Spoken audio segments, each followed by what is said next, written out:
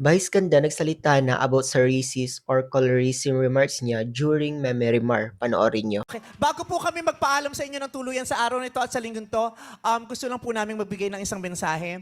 Nakarating po sa aming kaalaman na may mga madlang people po na hindi nagustuhan o na-offend sa ilan sa aming mga jokes o biruan dito sa Showtime, pati na rin sa mga ginagawa namin sa Memerimar na they found the jokes offensive or insensitive. Gusto lang namin ipaalam po sa inyo na the last thing we want is to displease you o hindi mapasaya ang aming madlang people. Kaya naman, ina-acknowledge po namin ang inyong sentimiento at humihingi po kami ng paumanhin sa inyo. And we will try to do better. Maraming salamat po. So nag-public apology na siya sa mga madlang people. Sa mga hindi kasi nakakalam, ito po kasi yung nangyari. Ito kasi nangyari kahapon nung Memory nila. Ito nangyari, uminom si Vice ng tubig tapos binugan niya kay Johaira, then may pa-side comment pa siya or nagulat siya kung bakit daw naging putik si Johaira. And hindi yun nagustuhan ng madlang people. Ito yung video guys, panoorin nyo. Nauuhaw ako. Pwede bang humingi ng kaunting tubig?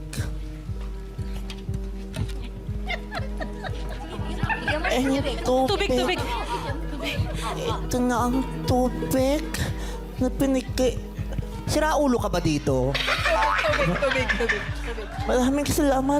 Kasi parang ang dami kong pinagdaanan. Uhaw na uhaw ako. Eto na, iinumin ako ng tubig. Sino ba yun siya? Anong ginagawa niya? Mga muchacha! Ang ginagawa niyo sa kanya? Nakakagulat naman naman pangyayari dito. Ang sabi Ano ko, nangyari sa'yo? Bakit nagputik ka? Nakakagulat nga. Nagulat ako dun sa... Basang-basa naman ako. Sino ba yung sumigaw? Ikaw ba? So yun yung buong pangyayari. Ang daming taong nagsasabi na deserve ma-call out ng MTRCB si Vice Ganda at ang management dahil sa ginawa niya. Sabi pa nito isang post, ito na yung pinaka-peak na deserve nila ma-call out ng MTRCB.